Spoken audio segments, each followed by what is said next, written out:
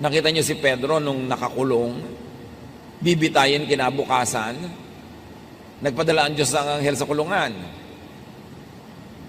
Anong ginawa ng anghel? Ginising si Pedro at pinatayo. Hindi binuhat kasi kaya ni Pedro ang tumayo. Nilagot ng anghel ang mga kadenang bakal. Bakit? Kasi hindi kayang gawin niyo ni Pedro. At sabi niya kay Pedro, magbihis ka. Lalabas tayo sa kulungan ito. Hindi siya binaby-baby at binihisan. Kasi kaya niya magbihis. Pagkatapos binuksan ng anghel ang pinto ang bakal, kasi hindi kayang gawin niyo ni Pedro. At sabi ni ang anghel, maglakad ka na, umuwi ka na. Hindi siya binuhat. Kasi kaya niya maglakad. Sa pag-solve natin ng mga problema, mga kapatid, una niyong isipin, what can I do? What has God empowered me to do? Ano mga ibinigay sa akin ng Diyos para ko tumasolve? At gawin. Huwag ipasa Diyos, huwag iasa sa iba, yung kaya natin gawin. Kaya ang tagal-tagal na mga solusyon hindi dumarating, nasa kamay pala natin, hindi lang natin ginagawa ang tama. Parang yung babaeng balo na namatayan ng asawa, walang maibayad sa utang, yung anak niya, kukolektahin na ng mga nagpautang, yun na ang bayad, yung anak niya. Nagpunta siya sa propeta, sabi niya, ano pong gagawin ko? Namatay ang aking asawa. Wala akong kapera-pera, ang mga anak ko, kukuhanin na nagpautang, magiging alipin na sila. Pumunta siya sa propeta, maaaring umaasa siyang siya tutulungan, bibigyan ng donasyon. Ang sabi ng propeta sa kanya, ano bang meron ka sa bahay? Sa bahay mo, hindi sa bahay ko. Anong meron ka sa bahay mo? Sabi ng babae, konti pong langis. Walang-wala po kami pero merong konting langis. Sabi ng propeta, bueno, manghiram ka ng maraming mga palayok, mga jar, sa kapitbahay mo. Isalin mo doon yung konti mong langis. At ginawa nga niya yon. At doon nangyari ang himala, hindi na ubos-ubos yung langis na isinasalin hanggat may mapagsasalinan pa. Tumigil ang dumalo yung langis nung wala nang masisidlan. So what did that widow have? She had a little oil, and she also had goodwill among her neighbors na nagpahiram sa kanya ng mga lalagyan. What do we have? Pag may problema tayo mga kapatid, ang unang solusyon, what do I have? What has God given me that I can use to solve the problem? May utang ako, kailangan kong bayaran. Ang iisipin mo agad, uy, may savings ang aking ate. Uy, may savings ang kapatid ko, uutangin ko. Meron ka pa naman pwedeng ibenta. Meron ka pang katawan na pwede magtrabaho. Ang iisipin mo agad kung ano ang meron yung iba. Kaya hindi na solve ang problem.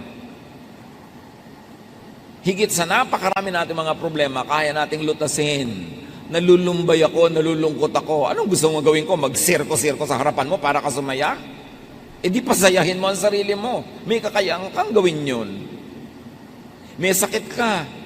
Kaya mo namang kumilos. Kumilos ka, huwag mong iasa sa iba. Ang iasa mo lang yung talagang hindi mo na kaya. Meron kang gustong bilhin, wala kang pambili. Pagtrabahuhan mo, hindi aasa ka sa hingi, aasa ka sa awa. Kailangan solvein mo yan because binigyan tayo ng Diyos ng kakayanan. Ang lagi lang nating tendency, lumapit sa propeta, walang-wala po ako. At ang sagot sa kanya, ano bang meron ka sa bahay mo? Gamitin mo yun. Alam ng Diyos ang pangangailangan mo, binibigyan kanya ng kakayanan. So solve what you can, and what you cannot solve, leave it up to God. At tanggapin mong parehong yung kaya mong solve at hindi mo kayang lutasin, parehong alam yun ng Diyos. Ecclesiastes 7:14, when times are good, be happy. But when times are bad, consider this. God has made the one as well as the other. Pag maganda ang panahon, magsaya ka. Kung malungkot ang panahon, di malungkot ka. Anong gawin mo? Magsasaya ka, malungkot nga. Lilipas din yun. Pastor, ang lungkot-lungkot ko po. Bakit?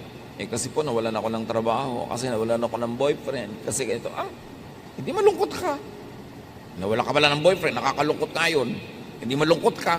Alam nga naman sumaya ka, nawala ka ng boyfriend. Anong problema mo? Nalugi po ako sa negosyo, ang lungkot ko. Natural, alam nga pag natuwa ka, magtataka ko niyan. Hindi malungkot ka, lilipas din yan. Pagsasawaan ka din yan ng lungkot. Wala namang lungkot na nananatili forever, lalo't itinataboy mo. Ngayon kung inaalagaan mo, bine-baby-baby mo yung lungkot, magpapatugtog ka ng malungkot na tugtog, titingin ka sa mga litratong nakakalungkot, talagang lulungkot ka lalo. Kailangan, gumawa ka ng paraan para huwag ka malungkot. Pagka naiinip ka, lumabas ka ng bahay, mag-isip ka, may gawin ka, magtrabaho ka, mag-exercise ka, magpawis ka, huwag mong i-baby yung lungkot mo. Ngayon, meron talagang lungkot na nandyan, di malungkot ka, ganun talagang buhay, hindi problema yung nalulungkot, natural lang yun, kasi meron kang emosyon. Tanggapin sa loob ang ano man nangyayari. Sa labas, lutasin yung problema. Pero sa loob ng puso, tanggapin mong ganun talaga, may problema ang buhay. Nalulungkot ako, ganun talaga, nakakalungkot ang buhay ko minsan, pero may gagawin ako sa labas para ako sumaya. Pero huwag yung tinatanggihan mo sa iyong kalooban yung katotohanan. Tanggapin mo yung katotohanan, do not be in denial. Nahihirapan ang loob ko, di mahirapan ka, pero may gagawin ako para gumaan ito. Pero hindi ko lalabanan yung katotohanan na nalulungkot ako kasi yun ang katotohanan eh. Pero may gagawin ka, panlabas, para yung nasa loob, magbago. Huwag makipagtunggali sa sariling kalooban. Tanggapin ang dapat tanggapin. Nalugi ka sa negosyo, ang yaman mo dati, ngayon wala kang kapera-pera, tanggapin mo yun. Ganyan talaga, nangyayari sa buhay. Wala ako ngayon kapera-pera. Tatanggapin ko yung katotohanan na yun, hindi na ako makikipag-contest doon, hindi ako makikipagbabag sa katotohanan kasi nangyari na. Pero sa panglabas, may gagawin ako. Mamumuhunan ako uli, magnenegosyo ako, maaaring manghiram ako ng puhunan, mamasukan ako, may gagawin ako. Pero sa kalooban ko, hindi ako makikipaglaban sa katotohanan. Ito ang katotohanan ko, tatanggapin ko to. Then buo ang iyong loob, nahaharapin ang iyong buhay para buuin ito uli. Do not problematize what cannot be solved. Huwag mo nang problemahin kung yung anak mo talaga napakahina sa arithmetic. Kahit ipagmudmuran mo siya sa lahat ng bato sa mundo, hindi pa rin siya tatalino sa arithmetic. May mga bagay na tinatanggap kasi hindi mo kayang palitan. Ngayon, hahanapin mo na lang yung iba niyang kalakasan, iba niyang katangian, at doon ka mag-operate. Huwag mong hanapin yung wala. Ang dapat mong tamasahin, i-develop, yung nandun. Huwag mong hanapin sa asawa mo, sa nanay mo, sa kapatid mo, yung wala sa kanilang likas sa pagkatao. Ang hanapin mo, yung nandun talaga, ipagdiwang mo yon para ka wala na po yatang solusyon, itong ugali ng anak ko, itong ugali ng asawa ko, wala palang solusyon, hindi problema. Tanggapin mo para tumahimik ang iyong kalooban. Ecclesiastes 1:15, what is crooked cannot be straightened. What is lacking cannot be counted.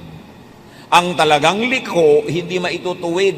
Nilikha talaga yun, sinadyang liko. Huwag mo nang tuwirin. Yung pag tinuwid mo yun, dun mali. Kasi liko talaga yun. At yung wala, huwag mong hanapin. Yung wala, wala.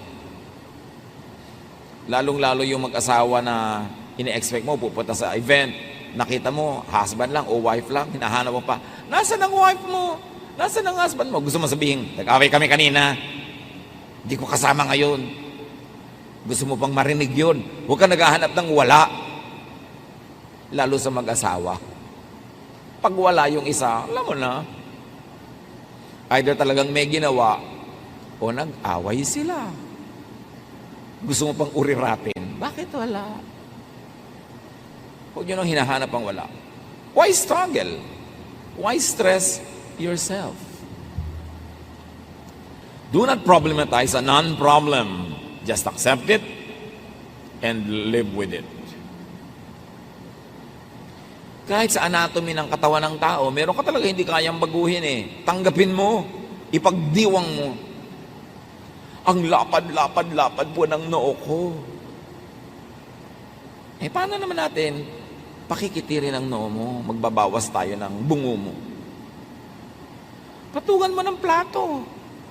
Lagyan mo ng florera, lagyan mo ng drawing, gawin mo. Celebrate it. Instead of worry about it. Pero mo ang lapad ng noo mo. Pwede ng reflector yan pagka may madilim. So, bakit mo pinaproblema yun? Hindi mo naman kayang palitan. Matthew 6:27, can any one of you, by worrying, add a single hour to your life? Sa pag-aalala nyo ba naman ba, kaya nyo dagdagan kahit isang oras man lang ang buhay nyo? The obvious answer is no. And the obvious lesson is, so why worry? Nasa abroad po ang asawa ko, 1 taon pa bago bumalik, lungkot na lungkot po ako. Di gumawa ka ng paraan para huwag ka malungkot. Kasi hindi pa naman talaga babalik yun hanggang hindi bakasyon. O pauwiin mo na lang, ay naku, paano naman po ang remittance? Ay yung pala, huwag ka malungkot dyan. May remittance ka naman pala eh. Gumawa ka ng paraan. Huwag yung gusto mo ng may remittance, gusto mo pa nandiyan pa siya at hindi ka pa nalulungkot. You cannot have your cake and eat it too. Maraming lungkot natin, self-made, self-manufactured. Tanggapin mo. Nagpasya kayo na mag-a-abroad siya ng ilang taon, tanggapin mo na gano'n yun at magpakatino ka sa buhay, magpakatino siya sa buhay para sa oras ng pagbabalik niya, nandiyan ka pa. O babalik pa siya. Ayusin. Ecclesiastes 8:17, no one can comprehend what goes on under the sun. Despite all their efforts to search it out, no one can discover its meaning. Even if the wise claim they know, they really cannot comprehend it. So sabi nga ng mga kabataan ngayon, do not overthink. Do not always seek rhyme or reason for what happens. Hindi lahat may dahilan, hindi lahat may sense. Meron pang isa, naku, nagkasala po kami ng boyfriend ko. Namatay po yung tatay niya.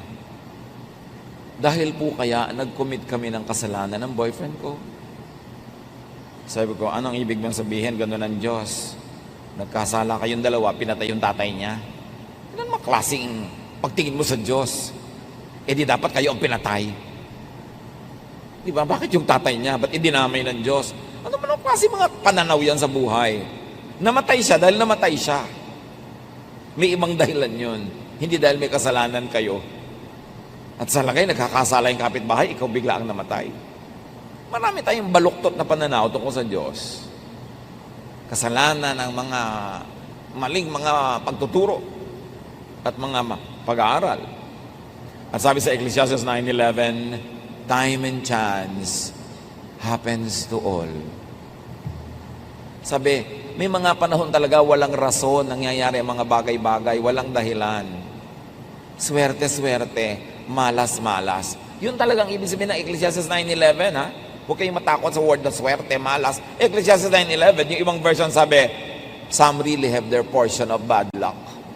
Yung ginawa ang tama, ginawa lahat ng mabuti, pero hindi pa rin nagtagumpay, time and chance happens to all na yun. Huwag mong sobrang sisihin ang sarili mo, sisihin ang iba, sisihin ang lola mo, sisihin ang mga Kastila, mga Hapon.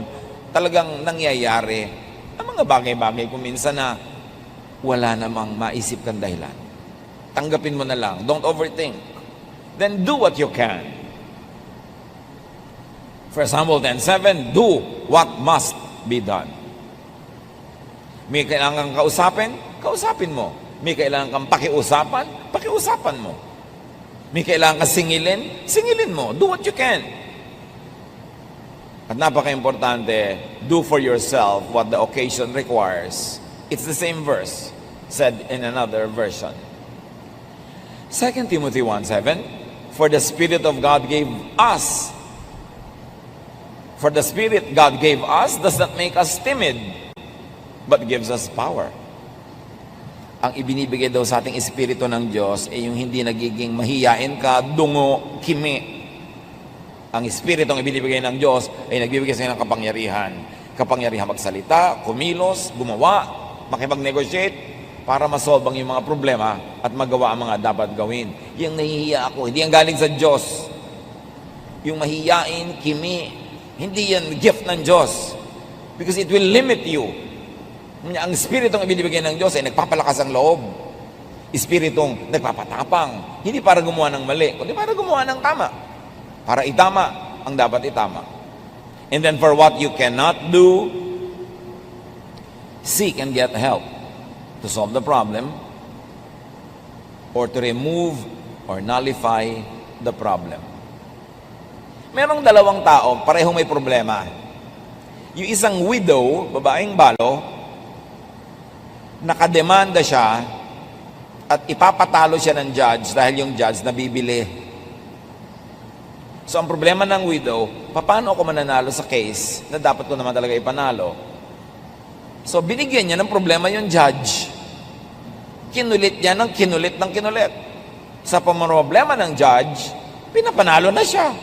So parehong na-solve ang problema nilang dalawa. Pero meron kang dapat gawin. Kung kimi-kimi ka, widow-widow ka, matatalo ka sa kaso. Luke 18, 3-5. There was a widow in the town who kept coming to him with the plea. Kwento to ni Jesus. Grant me justice against my adversary. For some time, he refused.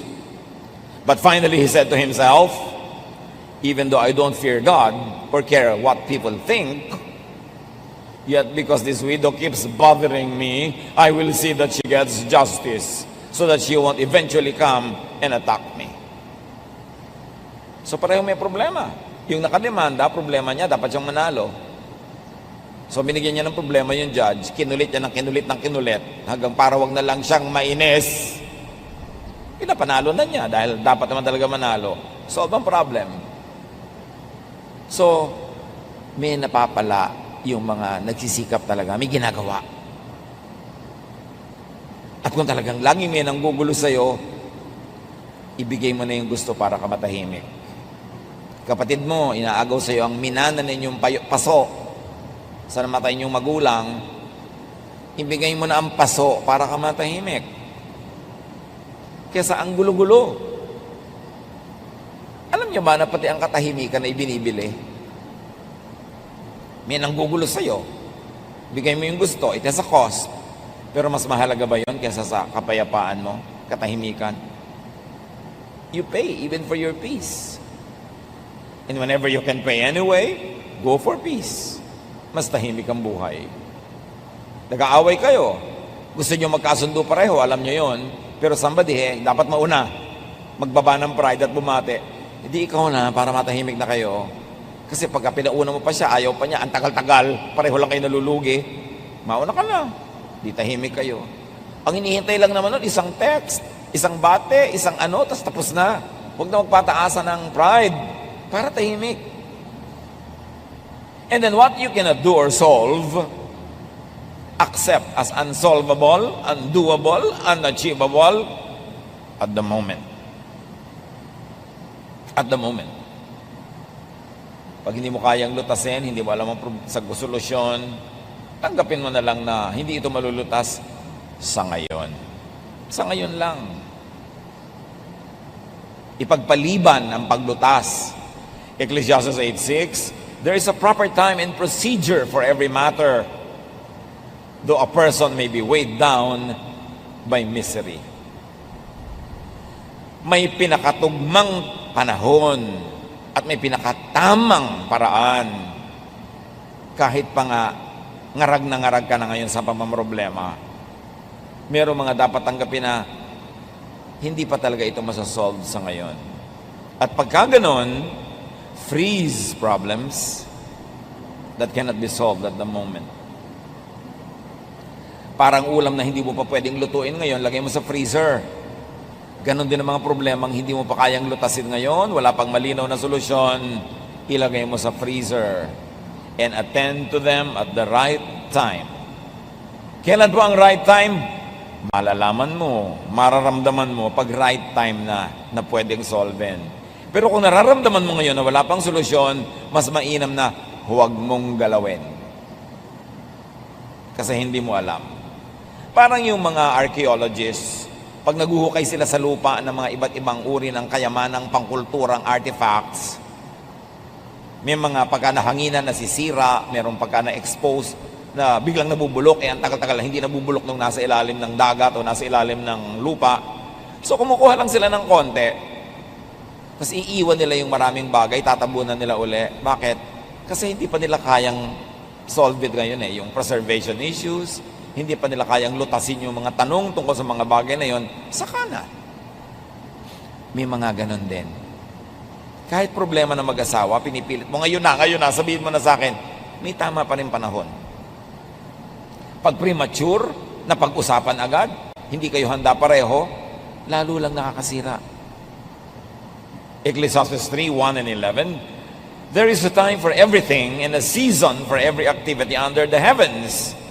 God has made everything beautiful in its time. May panahon ang lahat ng bagay. Huwag madaliin, huwag ding huli, dapat tamang panahon. Parang kawayan, ang mga kawayan, alam ng matatanda nung araw, dapat tinataga sa panahon. Hina-harvest sa bare months. September, October, November, December. Pag doon mo pinutol yung kawayan, hindi siya bubukbukin. Or baligtad, huwag kang harvest sa bare months. Basta isa sa dalawa, i-google nyo na lang. Pero ang mahalaga, may tamang panahon. Pati pagputol ng kawayan, may tamang panahon kung kailan mo papagalitan yung dapat pagalitan, sitahin yung dapat sitahin. May tamang panahon para ituwid ang isang maling bagay, may tamang panahon. Hindi lahat ng tamang gawin, kahit anong oras, ay tamang gawin yon. May panahon pa rin. Kaya mahalaga, pag mainit ang ulo mo, galit na galit ka, huwag ka muna kumibo. Dahil definitely, hindi yun tamang panahon. Bakit? Aandar yung init ng ulo mo. Ang uuwian ng usapan, away, hindi solusyon sa problema. Eh di ba kaya mo siya kakausapin para ma-solve? Pero kinausap mo, lalong lumala. Nagbatuhan na kayo ng refrigerator, ng kotse. Ba't pa kayo nag-usap? Buti pa, wag na lang, saka na. May tamang panahon. Pag mainit ang ulo mo, pag galit ka, pag gutom ka, hindi yun tamang panahon. Importante. God has made everything beautiful in its time. Kahit bata, gusto mong ipanganak na, 2 months pa lang, abortion ang tawag doon. Dapat 9 months. Ngayon, 13 months na, sobra na yun. Paglabas, may bigote na. Dapat tamang panahon. Lahat ng bagay. Kaya kahit may gusto kang kausapin, good ba ang timing ko? Tama ba ang panahon? Kasi pag nagtapat-tapat ang mga bituin, ang mga puno, ang mga ilog, sa tamang panahon, madali ang mga bagay. Kaya alam mo, pagka mali ang panahon, hirap na hirap ka. Kahit magnenegosyo ka, laging hirap na hirap ka, baka hindi ito ang tamang panahon para magnegosyo ako ng ganitong bagay. Kasi pag tama yung panahon, maluwag, madali. Be still when you don't know what to do. Let God move. Psalm 46:10, be still and know that I am God. Pag lagi kang may ginagawa, lagi kang busy, lagi kang maingay, hindi mo nadidinig ang Diyos. Hindi mo nararamdaman ang Diyos, hindi mo nakikita kumikilos ang Diyos. Ngayon, kung may problema ka, hindi mo alam ang gagawin, dapat wala kang gawin. Ha? Wala po akong gagawin? Hindi mo nga alam ang gagawin. So pag may ginawa ka, mali ang magagawa mo kasi hindi mo alam ang gagawin. Pagka, pastor, hindi ko po alam ang gagawin ko. Ano pong gagawin ko? Ulitin mo sinabi mo, hindi ko po alam ang gagawin ko. Ano pong gagawin ko? Hindi mo pala alam, di wala kang gagawin. Manahimik ka. There are problems that get solved by themselves over time. Parang sugat. Hayaan mo lang yan, gagaling yung mag-isa. Huwag mong kutkutin every day. There are problems that get solved by not solving them, by not interfering with them. Andar yan mag-isa, hahanap yan ng solution. There are problems that get solved with the passing of time. Panahon lang pala ang makakalutas dyan. Hindi pakikialam natin, panahon. And there are problems that get solved with the rearrangement of the universe. Okay, inaasma ka lagi, pero buwan kasi ng mga pollen. Pagka pala hindi na buwan ng mga pollen na lumilipad sa hangin, mawawala na yung asma mo. Nasosolve sa paglipas ng panahon. And there are problems that get worse pag pinakialaman mo sa maling timing. Tandaan niyo mga kapatid, pag walang magandang option, pag walang katanggap-tanggap na choice na gawin, be still.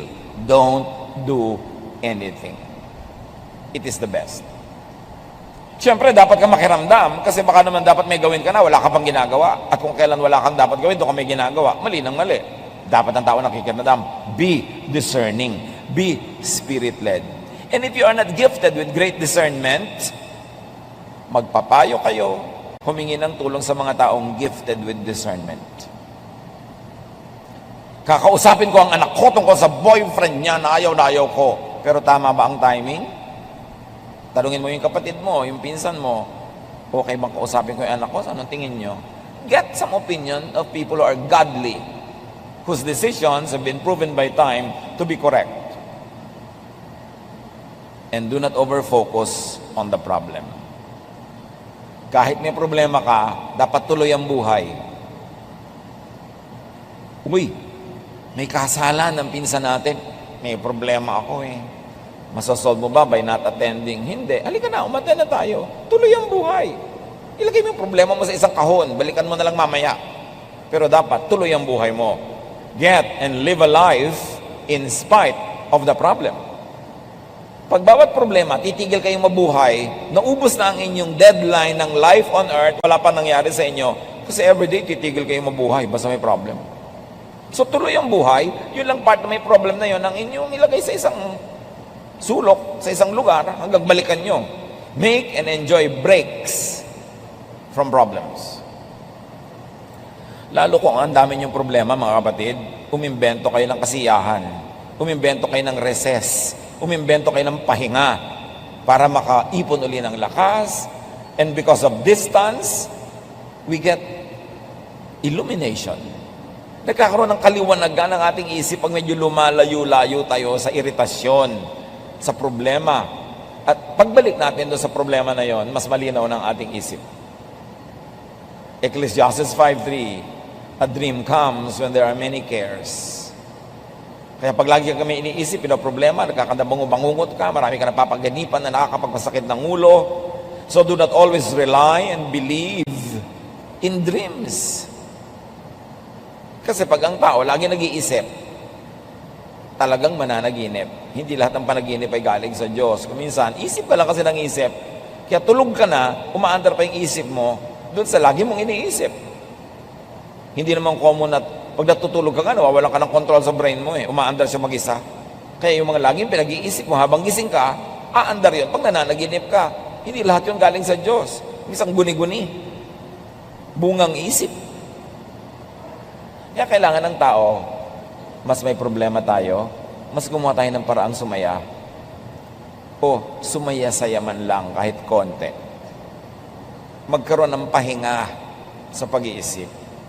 Ecclesiastes 7:8, go, eat your food with gladness, and drink your wine with a joyful heart. For God has already approved what you do. Always be clothed in white, and always anoint your head with oil. Ang sinasabi lang wear something comfortable, wear something you feel good and you look good in. Relax, be comfortable, look good, feel good. Yan ang armas mo sa pagharap sa maraming problema ng buhay. Lumikha ka ng saya kung hindi ka masaya. Para maputol yung tuloy-tuloy na lungkot. And remember to benefit and learn from problems. Everything that happens is a blessing to those who love God and are called according to His purpose. Because problems are great teachers. Yun nga daw mga batang lumaki na maraming pinoproblema, huwag lang yung talagang sobrang problemang nakakasira na ng isip. Yung maraming nilutan sa problema nung maliit pa, yun ang matitibay paglaki. Yan ang mga mahuhusay ang pagkatao, marunong makiramdam sa kapwa, marunong makisama, kasi maraming pinroblema. Proverbs 24:16, though the righteous fall 7 times, they rise again. So huwag problemahin na huwag magkaproblema. Ang ating problemahin ay how to be righteous. Because when the righteous fall, though they fall 7 times, they will always rise again. Be enriched, seasoned, developed by problems, especially trials.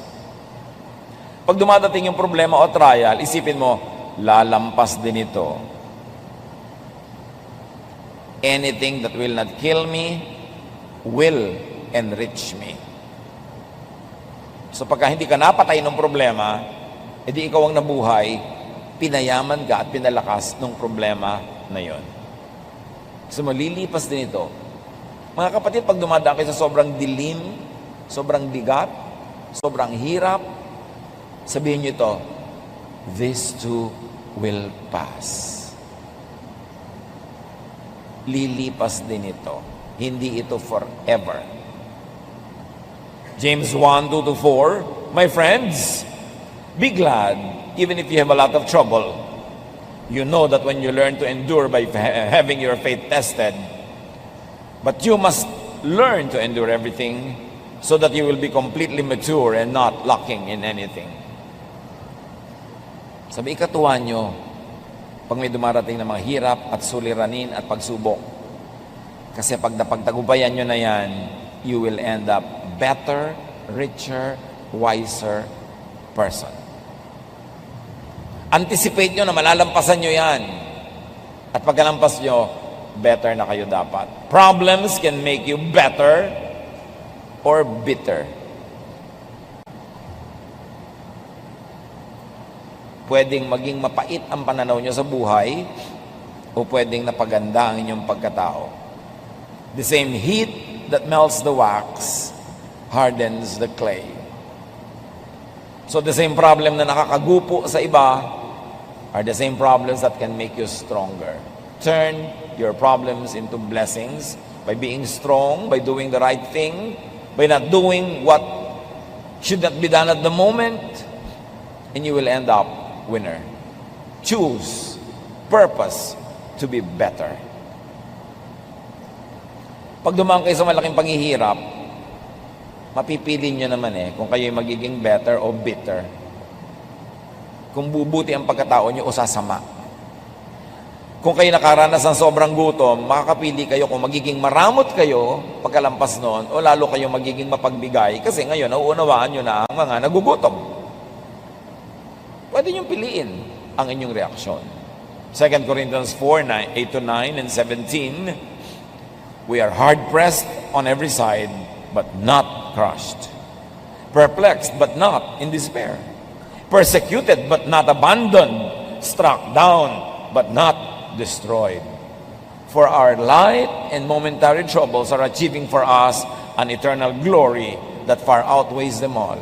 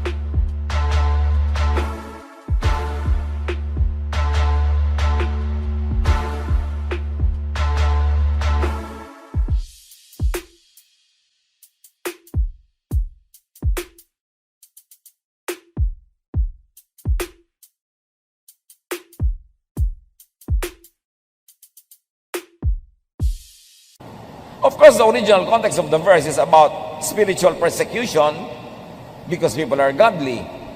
But the universal idea behind this verse can be applied in our situation anywhere, anytime. Oo, may problema ako, pero buhay pa ako. Nabibigatan ako, pero di pa naman ako durog. May pag-asa pa ako.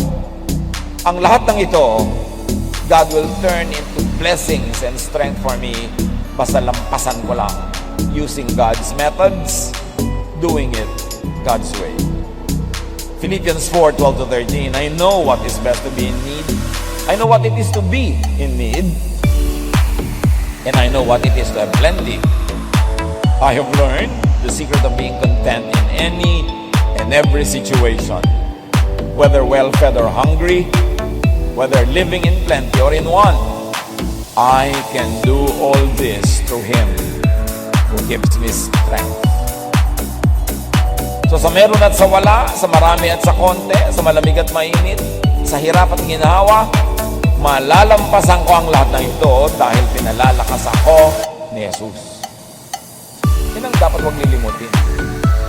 And then avoid and minimize possibilities of having problems.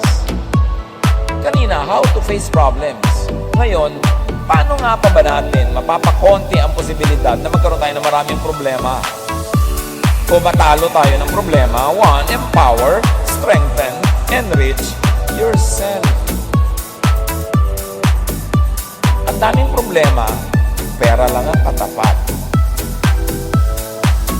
So, para maghanda tayo sa mga darating na problema, make money. Save money, invest money, earn money. Kasi maraming problema, talaga, may katapat na peso sign. Ecclesiastes 11, 1-2 or 6. Ship your grain across the sea. After many days, you may receive a return. Mag-export ka daw, magtinda ka. At pagkalipas ng ilang araw, may tubo ka na. Invest in 7 ventures? Yes, in 8. You do not know what disaster may come upon the land. O mag-invest ka pero mag-diversify. Magtayo ka ng maliit na tindahan, mamuhunan ka, mamasukan ka, ganito, magganon ka. Marami kang gagawin. Kasi hindi mo alam kung saan ka tutubo at kung ka malulugi. Alin ang magkiklik, alin ang hindi. Do not put all of your eggs in one basket. Kailangan, marami kang pwedeng asahan. Kasi sabi, hindi mo alam kung mga darating na mga hirap eh. Pag marami kang paa, mas mahirap ka matumba. Kaya dapat, marami kang haligi, marami kang pinagkukunan. Sow your seed in the morning, magtanim sa umagang-umaga, and at the evening, let your hands not be idle. For you do not know which will succeed, whether this or that, or whether both will do equally well. So sa umaga, habang hindi pa mainit ang araw, magtanim ka na. At pagkatanim mo, mainit na ang araw, nasa bahay ka na, hanggang gabi, mag-hobby ka, mag-wood carving ka, magluto ka, magtinda ka, may gawin ka pa. Huwag mo lang asahan yung itinanim mo ng umaga, tapos matutulog ka na maghapon. Dapat marami kang ginagawa. Sabi ganon, kasi hindi mo alam kung alin sa mga ginagawa mo ang magtatagumpay. May mga anak ka, in-invest mo na lang sa isa, pinabayaan mo na yung lahat. Pero sure ka ba na yung isang yun ang magtatagumpay? Hindi natin alam. Dapat, investan mo lahat. Mahalin mo lahat. Kumisan ka, yung hindi mo pa inaruga ng bata, yung pa ang mag-aalaga sa'yo, pagtanda mo Hindi mo alam. So, maging nice ka to everybody. Hindi mo alam kung sino sa mga tao sa paligid mo ang tutulong sa'yo pag nangailangan. Kaso, tulungan mo sila ng tulungan habang kaya mo. Hindi mo alam kung alin sa itinatanim mong buto ang tutubo. So, damihan mo ang tanim.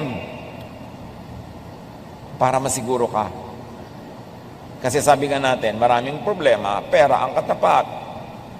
Hindi lahat, pero marami. Make money. Yan ang magandang preparasyon para pagdating ng problema, may lakas ka. Ecclesiastes 7:12, wisdom is a shelter as money is a shelter. Nakakakanlong ka sa karunungan, nakakakanlong ka rin sa pera. Mabuti na yung maraming pera, may karunungan pa, marami kang kanlungan. In Ecclesiastes 10:19, money is the answer for everything. Siyempre, may exaggeration involved, pero ang laki ng truth. Pera lang ang katapat niyan. Marami ka ng problema, di ba? At lagi nating sinasabi, mga kapatid, kung ang problema ay may price tag, solvable. Ang mahirap na problema yung walang price tag. Kaya dapat ma-eliminate na yung may price tag. Ma-solve mo na, may paghahanda ka dyan. And very importantly, how do you prepare for troubles in life? Make friends. Make allies. Dapat marami kang kaibigan, marami kang kakampi para pagdating ng problema, may tumutulong sa'yo. Walang paghahanda sa problema, sa kasakitan, sa kinabukasan, yung mga taong nakikipag-away sa kapitbahay, nakikipag-away sa sariling mga kapatid, nakikipag-away sa mga katrabaho, kaaway ang lahat. Dahil darating ang problema, wala kang karamay. Nakakatiyak ka ba na lagi kang malakas? Na lagi mong kayang gawin ang mga dapat mong gawin? There are times in our lives when we live only out of charity. na nabubuhay lang tayo at nadudutungan ang buhay natin dahil sa awa ng iba. At dahil pwedeng dumating ang ganong pagkakataon, ang isang malaking paghahanda sa ganon, makipagkaibigan, makipagmabutihan, makipagkapwa-tao, makipagtulungan para magandang preparasyon yun para sa sarili mo ring pangangailangan. Proverbs 12:26, the righteous choose their friends carefully. In Proverbs 18:24, one who has unreliable friends soon comes to ruin, but there is a friend who sticks closer than a brother. Malaking kayamanan ng mga kaibigan na alam mong dadamayan ka. Napakalaking kahangalan na makipag-away kung pwede ka namang makipagkaibigan. Yung magtaray, magsungit, inihahanda mo ang sarili mo sa panahon na walang tutulong sa'yo. Yabang yan eh. Kasi akala mo lagi mong kaya ang sarili, kaya mong maglakad, kaya mong bumangon, kaya mong tumayo. No. You don't know what a day may bring forth. Hindi natin alam kung ano ating sasapitin. Ecclesiastes 4:9-10, two are better than one, because they have a good return for their labor. If either of them falls down, one can help the other up. But pity anyone who falls and there's no one to help them up. Ang dalawa daw ay higit na mabuti ka sa nag-iisa lang. Dahil mas mag-e-enjoy sila sa buhay, magkakatulungan sila. Pag may isang nadapa, mayroong isang pwede magbangon.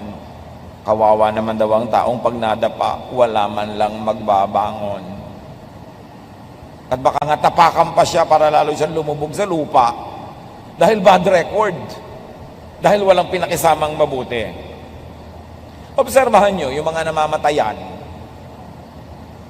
Alam na alam nyo yung maraming kinaibigan, maraming naging relasyon, nakipagmabutihan, ang daming nakikiramay. At kitang-kita mo yung ano ba naman itong mag-ina na to na namatayan ng tatay at asawa. Wala man lang ni isang tao dito sa lamay. Wala kaya silang pinakisamahan? Hindi ba sila nakipagkaibigan kahit sino man? Liban na lang bagong lipat sila sa isang lugar na wala talaga silang kaibigan at kamag-anak. Pero doon mo makikita. Kaya alam nyo yung may church, tas active ka sa church, tumutulong ka sa church, active ka sumasali sa mga activities. Pag nakasakit kami, dumadalaw. Pag namatayan kami, nakikipaglamay. May mga nag-aambag, may mga tumutulong. Napakalaking social investment. Huwag na natin sabihin spiritual investment. Doon tayo sa mas mababa. Ang laking social investment kung active kayo sa church.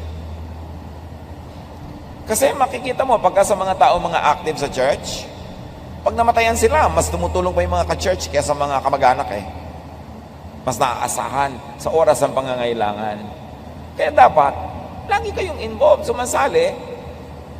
Una, dahil meron tayong mas mataas na dahilan, because the body of the Lord is the one that we should take care of and participate in.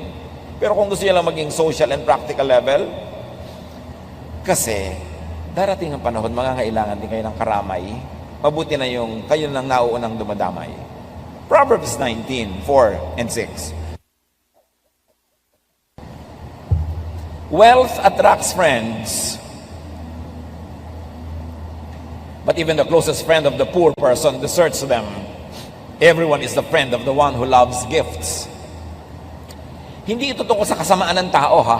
Tungkol ito sa isang katotohanan na pag kayo ay mapagbigay, mabait, mapagregalo, mapag-share, marami talaga kayong kaibigan. Kaya kayo mamimili.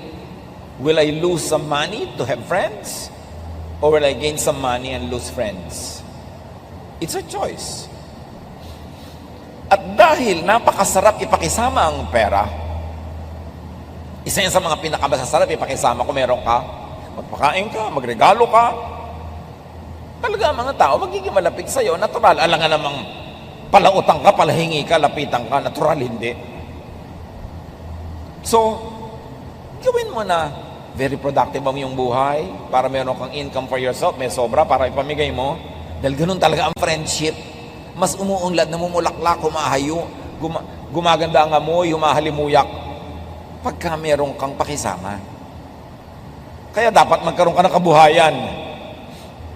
Meron kang mga kaibigan, para meron kang pagkikipagkaibigan, pakisama. Pag lagi kang wala, lagi kang nangihingi, lagi kang nangungutang, natural ma-allergic sa'yo mga tao. Hindi sila masama. Practical lang sila. Kaya dapat maging practical ka rin. Be a giver, be nice, and you will be surrounded with people. Of course, hindi lahat ng yun ay true friends, pero may magiging true friends ka rin doon. Makisama, makisalamuha, makihalubilo, makipagbabutihan, makisangkot, makiisa sa buhay ng iba para gawin din nila sa'yo.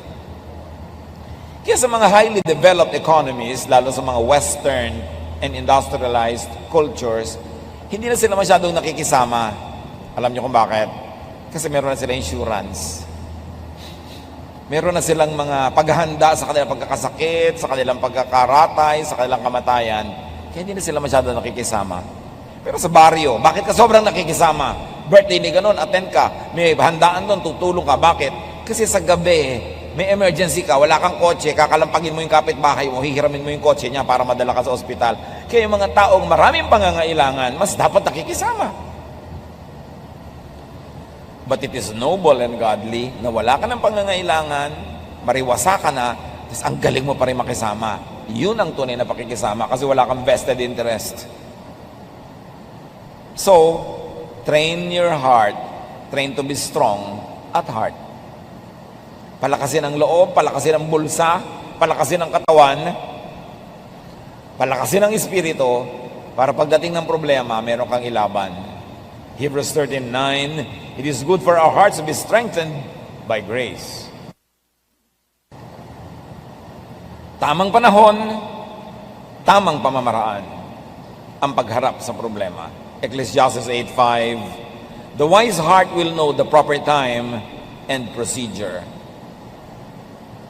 Sanayin ang puso na mahirapan para pag dumadating ang hirap, trained na. Ang mga bata, huwag palakihin sa layaw, sa sobrang sarap, sobrang ginhawa, kasi mawawalan sila ng training. Pagdating ng mga tunay na problema, marupok, mahina, madaling bumigay. Ang laki sa layaw, karaniway hubad, sabi ni Balagtas. Sa bait at muni, sa hatol ay salat. Masaklap ang bunga ng maling paglingap, habag ng magulang sa irog na anak. Dapat tinetrain mo ding mahirapan, mapagod, magtipid, kahit may pera kayo. Kahit meron kayong mga katulong sa bahay, kailangan meron silang assignment, malinis, magligpit, mag-ayos-ayos, para train sila sa buhay. And remember, do not be too emotional. Walang nakakalutas sa problema, sa drama, sa iyak. Nalulutas yan sa pag-iisip at sa social network at syempre sa guidance ng Panginoon. At kung maraming problema o darating pa lang ang problema, get a boost. Magpasaya ng magpasaya sa puso para pag dumating yung mga lungkot, marami kang mawi-withdraw na happiness, hindi ka masisiro balance. Proverbs 12:25, anxiety weighs down the heart, but a kind word cheers it up.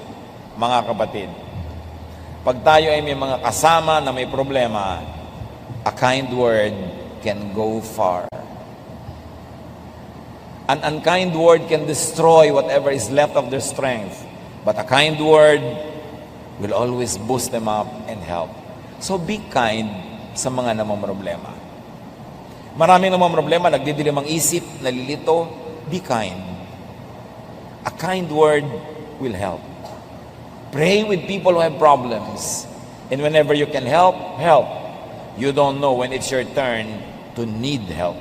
Dear Lord, we thank you that you are there in our hearts, you are there in our midst, you are here with us. Paglinawin niyo pong aming isip. At sa sandaling ito, dalangin namin, Panginoon, mga kapatid na namamroblema, bigyan niyo po ng linaw ng isip, lakas ng loob, at mga makakatuwang makakatulong. Right now, Father, we pray for everyone present, for everyone present, for everyone present, for everyone present, for everyone present, for everyone present.